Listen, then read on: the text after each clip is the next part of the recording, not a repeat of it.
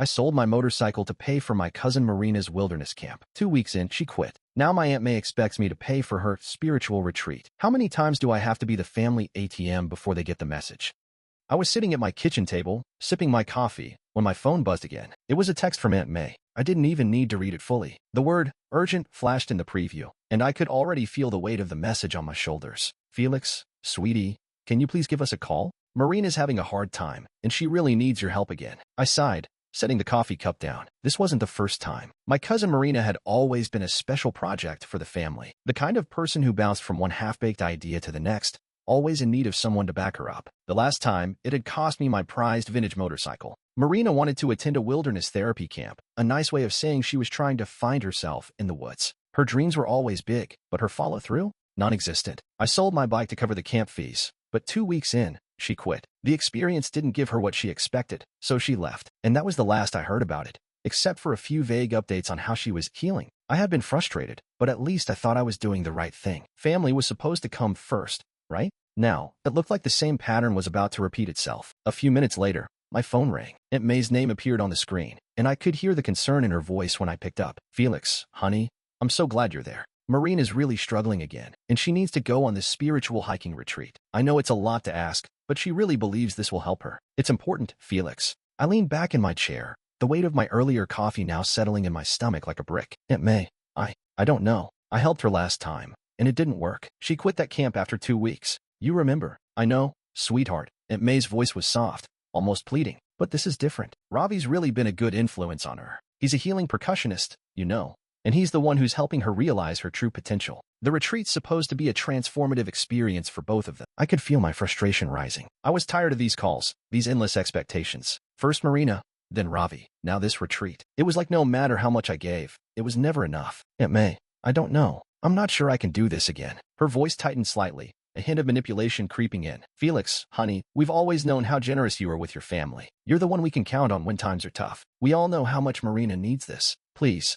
I'm asking you as family. The words, I'm asking you as family, felt like a punch to my gut. It always came down to that, didn't it? The guilt trip. As if because we shared the same blood, I owed them something. But I wasn't sure I had anything left to give. My savings were already tight. The idea of tapping into my emergency fund, yet again, to prop up Marina's latest one made my skin crawl. Listen, Aunt May, I said, trying to keep my voice steady. I've already sacrificed a lot for Marina. I sold my bike so she could go to that camp. I don't know what else you want from me. There was a long silence on the other end of the line. Finally, Aunt May spoke, her voice low but insistent. I'm not asking you to sell your bike this time, Felix. Just a little help. It's just, this retreat is the one thing that could really help her get on track. We all want to see her succeed. I closed my eyes for a moment, trying to ignore the guilt that twisted in my chest. It wasn't just about the money anymore. It was the constant weight of the family's expectations. It was like they always saw me as their safety net, the one they could rely on to fix everything. I'll think about it, I muttered, already feeling the decision weighing heavily on me. But I knew deep down, I wouldn't be able to say no. I could already hear Uncle Victor's voice in my head, a deep, gruff tone that always carried an air of finality. Don't turn your back on family, Felix. We take care of each other. That's what family does. I could already feel the pressure building. The family had a way of making me feel like if I didn't comply, I'd be abandoning them. But at what cost to myself? Thanks, Felix. I really appreciate it, Aunt May said, and I could hear the relief in her voice. She had me exactly where she wanted me. I ended the call with a sigh, feeling more exhausted than before. I was emotionally drained, and it hadn't even been 10 minutes. I stood up from the table and walked over to the window, looking out over the city of Philadelphia. The sun was setting, casting long shadows on the street below. I wanted to feel good about helping my family, but all I felt was a familiar sense of resentment creeping up inside me. It wasn't fair. They always seemed to ask for more, and no matter how much I gave, it was never enough. But the call wasn't over yet. Aunt May had pulled me in, just like the last time. I knew what was coming next, the emotional performance from her. Then Uncle Victor's voice of reason. They always followed the same pattern, and I always fell for it. It wasn't until I hung up the phone that I realized I was already starting to build the resentment again. The weight of the same old expectations was bearing down on me, and I couldn't shake the feeling that I was just one more step away from being crushed under it all. I wasn't sure how much longer I could keep giving without losing myself completely. But for now, I had to go through the motions. Family always came first, right? But as I sat back down at the table, I couldn't help but wonder, how much more of me would they take before there was nothing left? Friday night family dinners were an institution in our house. Every Friday, without fail, we gathered around my aunt's large wooden table, plates piled high with pasta, garlic bread, and salad. It had always been like this, and I hated it. Not the food. It was always great. But the pressure that came with it, The subtle manipulation disguised as family love was suffocating. Tonight, as I entered Aunt May's house, the usual warm smell of garlic and tomato sauce greeted me, but so did something heavier. The air was thick with anticipation, like everyone was waiting for something to happen. I walked through the door to the sound of laughter and clinking glasses. There was Marina, her usual wide-eyed enthusiasm lighting up the room as she bragged about her healing percussionist boyfriend, Ravi. He was barefoot in the kitchen, his dreadlocks tied back and his hands moving in exaggerated motions as he prepared a dessert. Ravi, you're supposed to be making dessert, not performing a vibe blessing, Marina teased with a grin, but there was a flicker of pride in her eyes. Ravi, with his loose, colorful clothes and calming aura, smiled serenely, continuing his rhythmic movements over the bowls of fruit. I rolled my eyes as I sat down at the table. Here we go. The dinner began like any other. A few comments here and there about work, the weather, my aunt's new garden project, but it wasn't long before Aunt May took a deep breath and announced the real reason we were all gathered tonight. So, Felix, she began, her voice coated with sweetness, we have some exciting news. Her eyes flicked to Marina, who smiled back at her like they were sharing a secret. I wasn't fooled. I could see it in their faces, their rehearsed smiles, the anticipation. They were about to ask for something. I just didn't know how big of a favor they would be asking for this time. Aunt May continued, Ravi's been accepted into this prestigious drum circle leadership camp in Peru. Isn't that wonderful, Felix? Peru. Of course. That was always how it went. Faraway places, expensive ideas that required me to dig deep. I wasn't shocked, just exhausted. Yeah, that's great, I muttered, glancing at Ravi, who had now positioned himself at the table, his fingers still gently drumming on the surface of his plate. But what does this have to do with me? Well, Aunt May's smile didn't falter, but the underlying pressure in her words was impossible to miss. Ravi and Marina could really use your help. They need a little financial support for the camp. It's just a small loan, honey, about $7,200. I felt my stomach turn. A small loan? The way she said it made it sound like I was being asked to donate some pocket change. But $7,200 was no small amount, not for me. I had my own bills, my own savings, and it was a struggle to keep my head above water. I put my fork down and looked at her, my voice quiet but firm. Aunt May, I've already done so much. You know I helped Marina with that wilderness camp, and it didn't even last. I don't know how many more times I can do this. It's starting to feel like I'm being used. There was an awkward silence. Then Aunt May's voice grew softer, almost hurt. Felix, you know we wouldn't ask if it wasn't important. Marina needs this. Ravi needs this. He's going to be a leader in the wellness community, and this camp will help him become even more successful. You always help when we ask. We're family, and family helps each other. I looked at her, at Marina sitting across the table, her eyes wide with that familiar, expectant look she always had when she knew she was about to get something. And then, there was Uncle Victor. He wasn't saying anything, but I could feel his presence looming in the background, waiting for the moment to drop the hammer. I don't know, I muttered, rubbing my temples.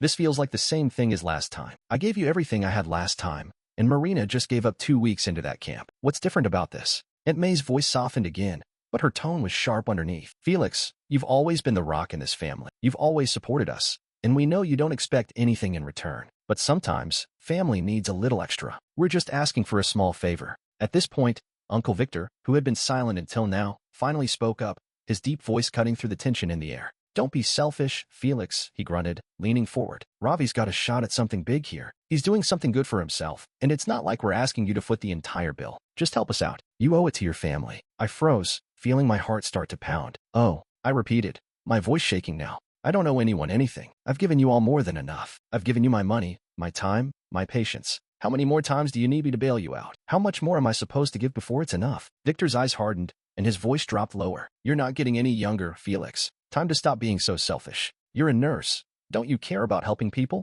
You're in a position to do something good for someone else. So stop complaining and just do it. I could feel my hands clenching into fists under the table. Every word he said felt like a blow to my chest. I was tired of always being the one who fixed things, the one who handed out money, the one who put up with everyone's expectations. And yet, as Uncle Victor's gaze bore down on me, I knew I had no choice. It wasn't about the money anymore. It was about the fact that I couldn't stand up for myself without feeling guilty. My family had trained me to believe that saying no was the same as being selfish. I took a deep breath, trying to calm the rising anger inside me. Fine, I said, my voice tight. I'll help. But this is the last time, Aunt May. After this, I'm done. She smiled, the kind of smile that made me want to scream, but I held it in. Thank you, Felix. We knew you'd come through. You're a good man. I wasn't a good man. I was just a man who had been too afraid to say no for too long. As dinner continued around me, the laughter and conversation felt hollow. I had just made another sacrifice, and this time, it wasn't for a good cause. It was for people who didn't appreciate me, didn't understand how much I had already given. And as I sat there, listening to them talk about the retreat, about Ravi's plans, about the future they expected me to fund,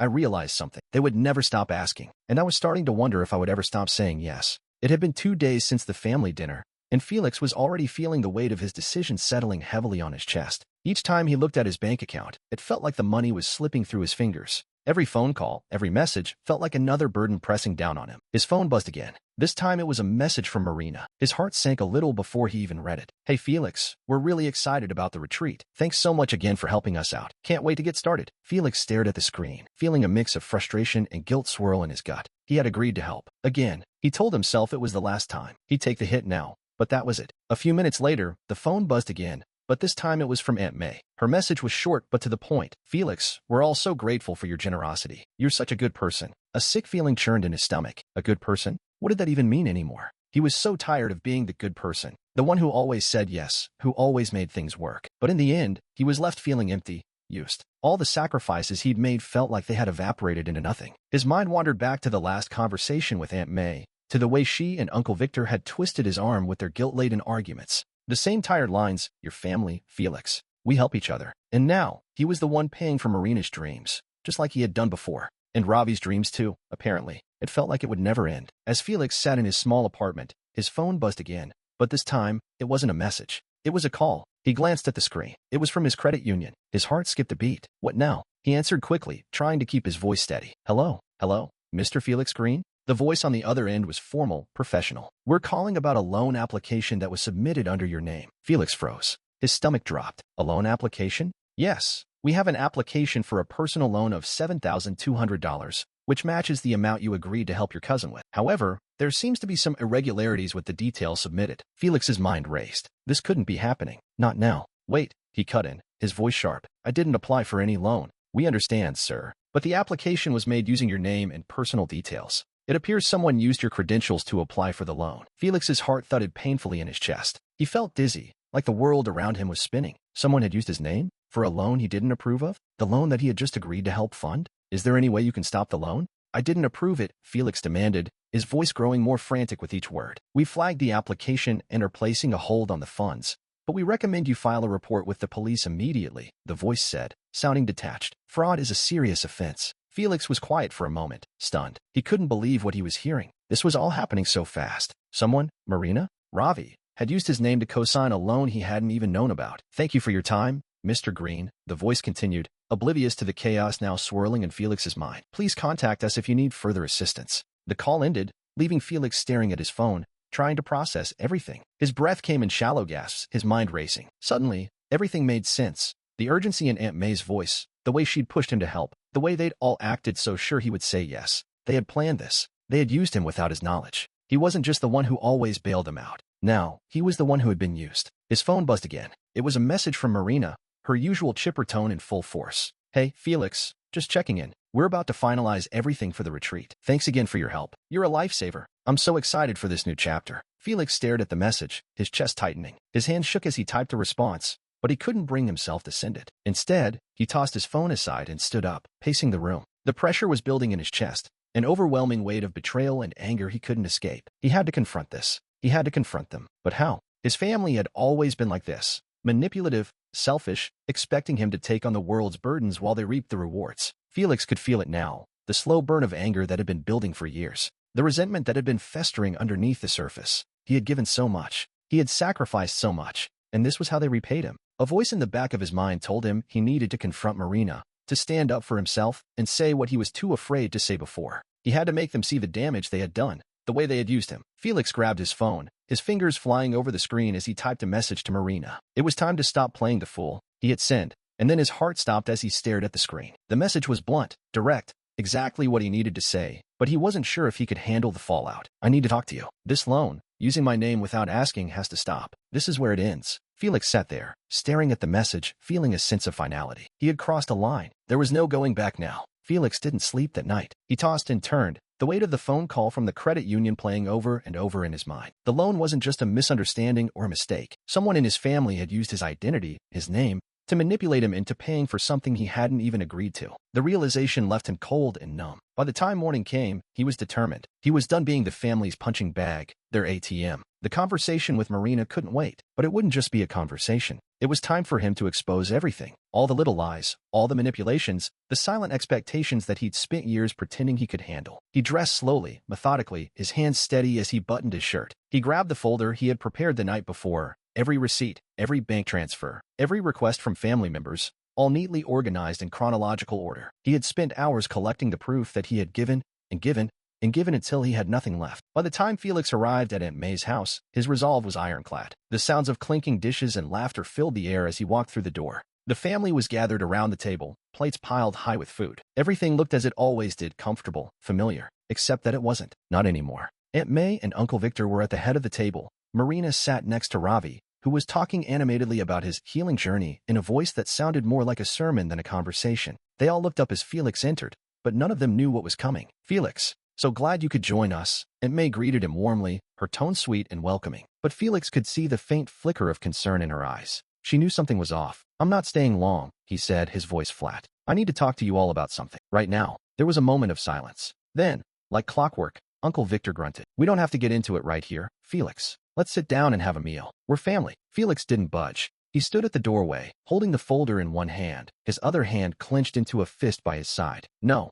this can't wait. It's time to stop pretending." He walked to the center of the room, feeling the eyes of everyone on him. Aunt May and Uncle Victor exchanged a look, but Felix didn't care. It was time for them to see the truth, the one they had avoided for so long. He placed the folder on the table, the sound of it hitting the wood making everyone flinch. Felix took a deep breath and opened it, his fingers trembling slightly, but his voice steady. He flipped through the papers, the receipts, the screenshots, the messages. One by one, he laid them out in front of them like a deck of cards. "I've been keeping track," he said, his voice low but firm. "Every single dollar I've given you, every request, every time you've asked for money. You think I don't see the pattern?" Marina shifted in her seat, looking guilty. Ravi glanced between them, clearly uncomfortable but unsure of how to intervene. Felix ignored them all, his focus solely on Aunt May and Uncle Victor. "I've given you money for your emergencies. I've helped with your bills. I've covered tuition for Laura. I've paid for surgeries, and I've paid for vacations I wasn't even invited on." He paused, taking in a slow breath. "And all the while, you've treated me like a fool, like I'm just supposed to keep giving and giving without any thanks, or even the slightest bit of appreciation." Aunt May's face reddened. "Felix, we appreciate you more than you know." "No," Felix interrupted, his voice sharp. "Don't try to sugarcoat it now. You've been using me, all of you.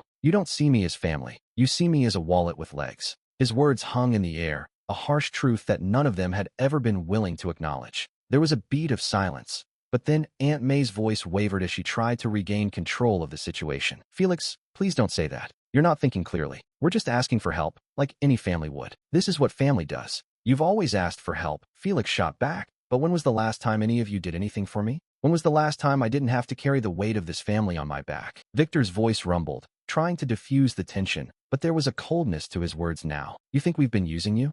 You're being dramatic. We're just trying to make sure Marina and Ravi get what they need. We're a family. We support each other." Felix shook his head slowly, disappointment in every line of his face. "No, you don't support me. You use me, and you guilt-trip me into helping. And now I'm the one who's been used to fund this ridiculous dream of Ravi's. You've gone too far this time." Uncle Victor's jaw tightened. "What's that supposed to mean?" Felix pulled his phone from his pocket and showed them the message from the credit union, the one that had started all of this. "I just got off the phone with the credit union. Someone used my name to apply for a loan without my permission. A loan for Ravi's retreat. I didn't sign up for that." The room went deathly silent. Felix could see Marina's face fall, but there was no apology in her eyes. No regret. Ravi just looked confused, unsure of how to react. "You're saying we used your name for a loan?" Aunt May asked, her voice trembling. "I'm saying you used me, and I'm saying I'm done. I'm done being the one you all turn to for money. I'm done pretending like I don't see what's been happening." Felix's gaze turned hard as he looked around the room. "I've done everything for you all, and it's never enough. I'm done. I can't keep doing this." He stood there for a moment, letting the weight of his words sink in. Then, slowly, deliberately, he turned and walked out of the room, leaving the stunned silence behind him. As he walked out of the house, the cool air hit his face, the tension in his chest easing just a little. He had done it. He had finally stood up for himself. And as he drove away, the last of the guilt began to drain away, replaced by something new, something he hadn't felt in years. Peace. He was done, and he was finally free. The first few weeks after the confrontation were the hardest. Felix found himself in a strange place, free, but empty. It was like he'd ripped off a bandage, but instead of healing, everything just felt raw and exposed. The family's absence felt both like a weight lifted and a gaping hole that refused to be filled. He tried to move on, to focus on something, anything, other than the anger, but it was hard. And then, one evening, while flipping through job postings, Felix found something that sparked a small flame of interest. The job was for a delivery driver at a local pharmacy, and though he wasn't interested in driving, the idea of logistics piqued something in him. He had been an emergency room nurse for years, and the constant rush to get medicine and supplies from one place to another always felt like a challenge that could be solved better. What if there was a better way, a faster way? It wasn't much at first. He rented a bike, bought a cheap pager system, and began running deliveries between hospitals and pharmacies in the city. It was a simple idea, nothing fancy, but it was enough to get his mind off the wreckage left by his family's betrayal. He started small, just one bike and a handful of deliveries every day, but the more he worked, the clearer it became. The medical delivery system was broken, and he could fix it. He worked late nights, coding a basic app to track deliveries in real time. It wasn't pretty, but it worked. Soon, he was getting more requests, more orders. The demand grew, and Felix expanded his business, adding more bikes, more drivers, more technology. His idea took off faster than he had expected. What started as a small experiment to get him out of his head became something bigger, a real business. By month 2, PulseLink, as he'd called it, was managing 80 deliveries a day. That was a small number in the grand scheme of things, but to Felix, it felt like a victory, and it was all his. No more family, no more handouts, no more guilt trips. Felix had set clear rules from the start.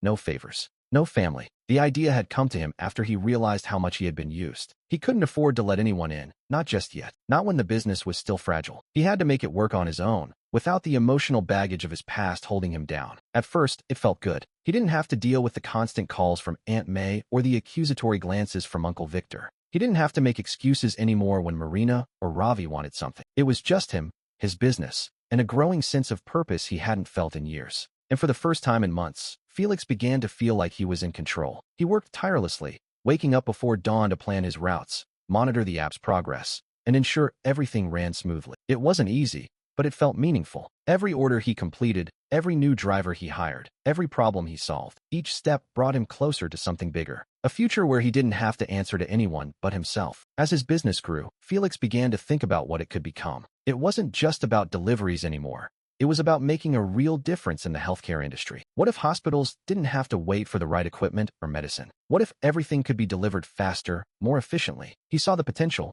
and it fueled him. He worked late into the night, planning, coding, organizing. Every day felt like progress, and with each new step, the weight of his family's demands seemed to slip further away. He had found his purpose again, but even as the business expanded, Felix knew he had to stay focused. His rules were strict: no family, no distractions. He had made a promise to himself that he wouldn't let anyone else drain him like they had before. And so far, he had kept that promise. One night, as he was putting together a pitch for a potential hospital partnership, he felt a buzz on his phone. It was a message from an unfamiliar number. "Hey, Felix, it's Marina." Felix's fingers hovered over the screen, hesitation thick in the air. He hadn't heard from her since he left the family behind. He hadn't expected to. But the truth was, there had been moments when he wondered if she would reach out, if anyone from his family would. He stared at the screen, then finally opened the message. "I'm really sorry, Felix. I've been thinking a lot about what happened. I didn't mean to mess things up. I was just lost. I hope you're doing well, and I hope you can forgive me someday." Felix read the message twice. It wasn't the apology he had been expecting,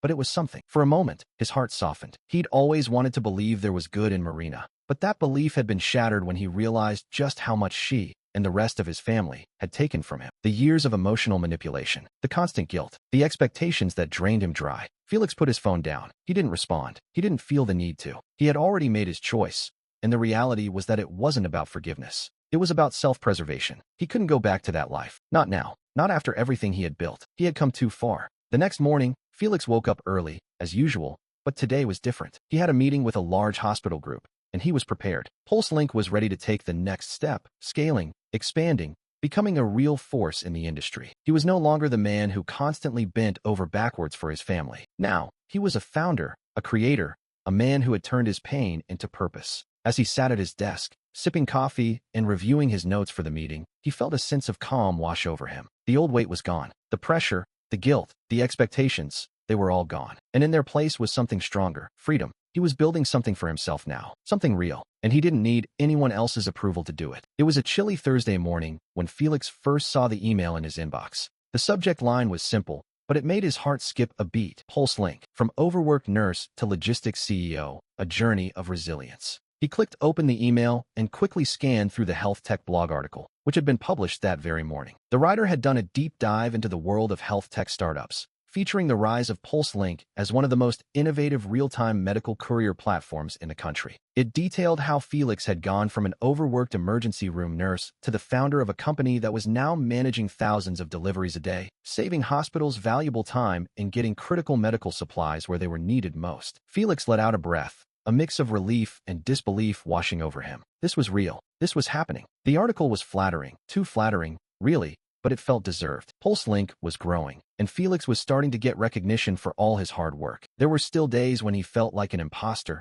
but today, as he read the words on the screen, he allowed himself a moment to savor it. His sacrifices, his tireless nights spent coding and building the business, were finally paying off. But as he closed the laptop, that familiar weight on his chest returned. The thought of his family. Felix hadn't heard from them in months after he had cut ties, except for that one brief message from Marina. But he couldn't ignore the feeling that they might resurface now. They always seemed to find a way back, especially when things started looking good for him. As if on cue, just as he stood up from his desk, his phone buzzed. It was a message. He didn't need to check the number to know who it was. "Felix, it's Aunt May. We've been thinking about you. We're really proud of what you've done with PulseLink. We've seen the article, and we just want to reach out and offer our support. Marina's car got repossessed, and Ravi's retreat plans fell through, but we were hoping you might be able to help us out again. It's just a small favor. Let us know if you're willing to talk." Felix's stomach twisted. It was the same manipulation, the same old dance. First, the compliment. Then, the veiled request for money. He could almost hear Aunt May's voice, sweet and pleading, coding the demand in honeyed words. He stared at the message for a long time, feeling his anger bubble up. He had worked so hard to get to this point. And here they were, acting as if nothing had changed, acting as if he was still the same Felix, the one who could be relied upon to fix everything. His thumb hovered over the screen, and for a moment, he considered responding. He thought about telling them off, about telling Aunt May exactly how much they had taken from him. But then he thought better of it. What was the point? They wouldn't listen. They never did. Instead, he did the one thing that felt right. He deleted the message without responding. It wasn't about revenge. It was about boundaries. He couldn't let them back into his life, not when he had worked so hard to find his own path. An hour later, Felix stood outside, his breath visible in the cold air as he waited for his next meeting to begin. He was taking PulseLink to the next level. The meeting was with a large regional healthcare system that had been impressed with his company's efficiency and reliability. If it went well, it would open the door to more partnerships and more opportunities. As he walked into the building, he felt a sense of calm settle over him. This was the future. His future. The meeting went better than he had expected. The hospital system was eager to start working with PulseLink, seeing the potential for quicker deliveries, more efficient operations,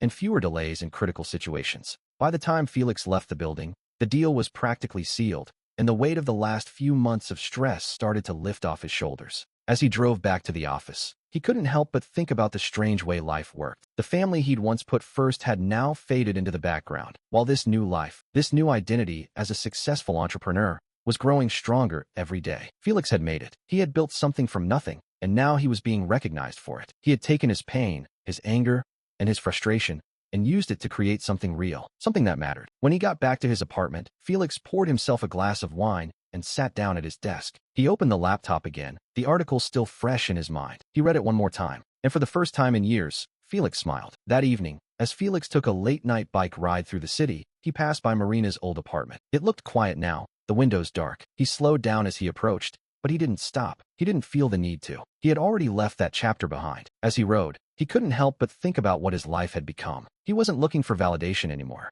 He wasn't looking for approval from anyone. He had built something for himself, something that had nothing to do with his family's demands or expectations. PulseLink was thriving, and so was he. He was free, and that, for the first time in years, felt like enough. Felix was standing at the podium, his heart beating steadily as the crowd quieted around him. The conference hall was bustling with people, the noise of distant conversations fading as he adjusted the microphone. He could feel the weight of the room's attention, but it didn't faze him. This was where he belonged now, at the front, not as the family's backup plan, but as a successful entrepreneur. This was his moment. He glanced down at his notes, but the words felt almost unnecessary. He had spent months preparing for this speech, and it felt right to speak from the heart. Liberation through limits. The title of his talk was something that had resonated with him as he built PulseLink from the ground up. It was more than a business strategy. It was about breaking free from the expectations that had held him back, especially the ones placed on him by his family. When the crowd settled, he began. "Good afternoon," he started, his voice clear and confident. My name is Felix Green,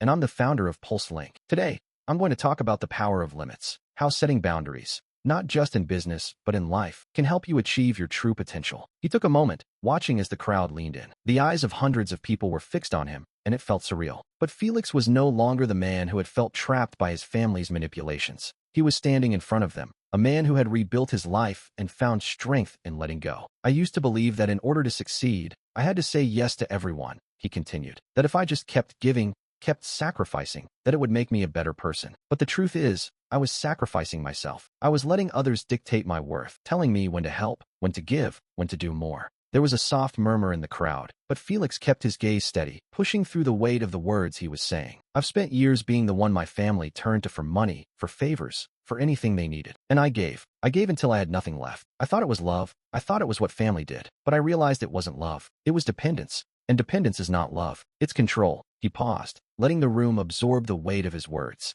He could feel the shift in the air. The crowd was with him now, and it gave him strength. Felix allowed himself a small smile as he thought back to the last time he had seen his family. It had been at a wellness conference exactly 1 year ago, the same one he was speaking at now. He hadn't planned to be here, hadn't planned to be invited or noticed by anyone in his family. But when he saw them, their eyes full of expectation, their faces the same ones that had always looked to him to fix everything, it hit him. That was when he knew he was truly done. He had been preparing for this moment long before the conference. In fact, his plan to cut ties with his family had been set in motion the moment he walked out of Aunt May's house months ago. That evening, Felix had attended the very potluck where they all gathered to celebrate Ravi's upcoming journey. But instead of participating in their false celebration, Felix had taken something different with him. He brought with him a folder containing every dollar he had spent on his family's whims, every request they had made, every favor he had paid, every emotional obligation he had fulfilled. When he arrived, they hadn't even noticed him at first. Aunt May was gushing over Ravi's retreat. Marina had her usual glazed smile, and Uncle Victor had been making some gruff remark about families sticking together. Felix stood at the door, silently, for a moment, before he interrupted. Actually, he had said, his voice cutting through the noise, I need to talk to all of you, right now. The room had gone quiet as he placed the folder on the table. He opened it, revealing every single expense he had covered for them, receipts for hospital bills, tuition fees, credit card payments. Every request had been neatly cataloged, and, most damning of all, copies of the fraudulent loan application made in his name. I'm done, Felix had said, calm but resolute, looking directly at Marina, Aunt May, and Uncle Victor. I've given you everything I have. I've sacrificed for all of you. And this is the last time. I won't let you use me anymore. His heart had raced as he watched them try to scramble for excuses, but they had no words. There were tears from Aunt May, a few half-hearted apologies from Marina, but Felix wasn't swayed. He wasn't angry anymore, just exhausted, and he knew that he had to walk away. So, what now? Marina had asked, a hint of defensiveness creeping into her voice. But there was no argument left. Felix had made up his mind. I'm done, he had said, his voice low but firm. And you'll be fine without me. You always are. That was when he walked out. Felix snapped back to the present, the words flowing with ease now. The crowd was still hanging on his every word. I walked away from my family, and it wasn't because I didn't love them. It was because I loved myself enough to stop letting them drain me dry. And it was the best decision I ever made. He paused for a moment, letting the silence settle around him. But letting go doesn't mean forgetting. It doesn't mean being bitter. It means taking back control of your life, setting boundaries, and realizing that sometimes the most loving thing you can do for others is to say no. Felix looked out at the crowd, his heart pounding in his chest. He had never felt more at peace with his decision. The applause started slowly, and then built as the room erupted in appreciation. He couldn't stop the smile that spread across his face, the pride that filled his chest. He wasn't just building a business. He was building his life, and this time, he was the one in control. Later that evening, Felix sat in his hotel room, staring at his phone. The familiar buzz of a new message broke the silence. He almost didn't want to look, but when he saw the name, his heart skipped. It was from Aunt May. Felix, I just wanted to reach out and apologize again. I know we've made mistakes, and I realize now how much we've taken from you. We were wrong, and we hurt you.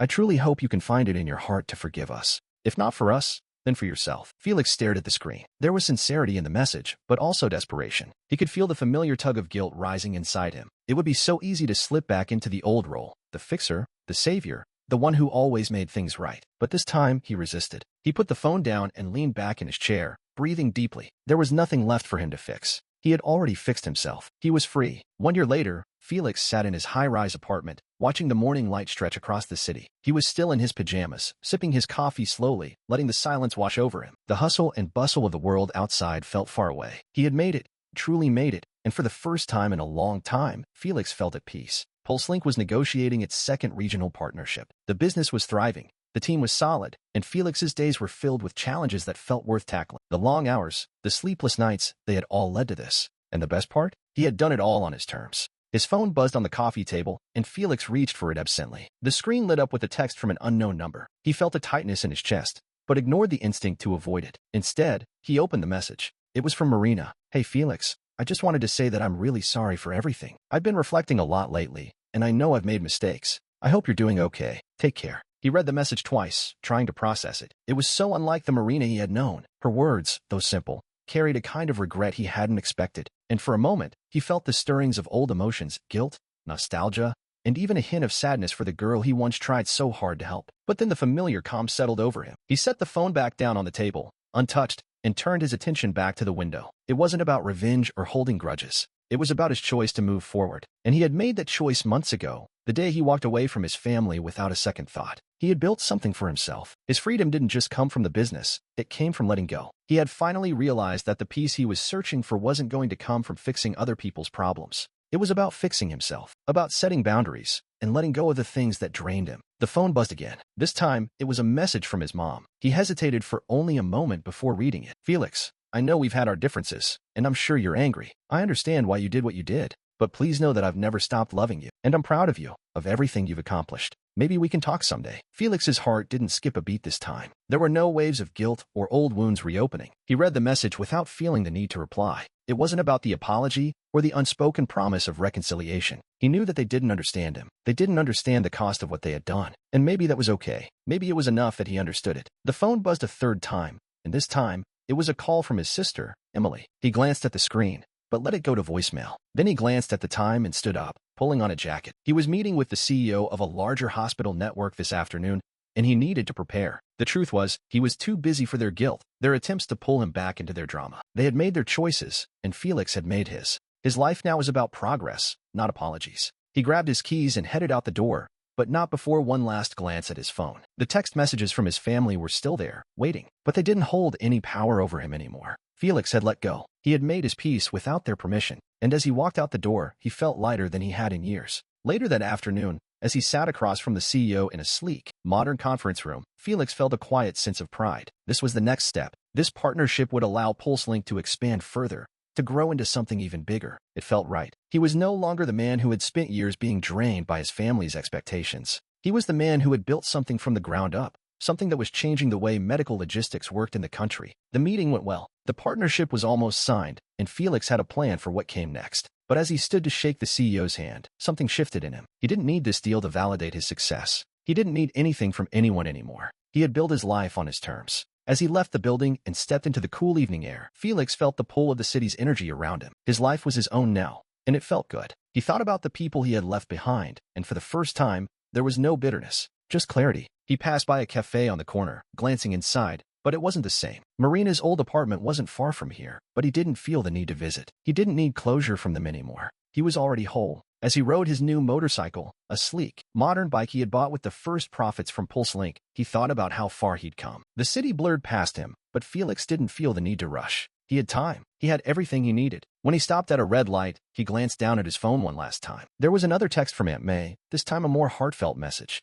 It read, Felix, I just wanted to let you know that we're thinking of you. We hope you're happy and well. I know we've caused you pain, and for that, I'm sorry, but I'll always love you. Felix didn't respond. He put the phone back in his pocket and revved the engine. The light turned green, and he pulled into the street, heading toward a future that had nothing to do with it. He wasn't angry. He wasn't sad. He was free. And for the first time in years, Felix felt completely at peace.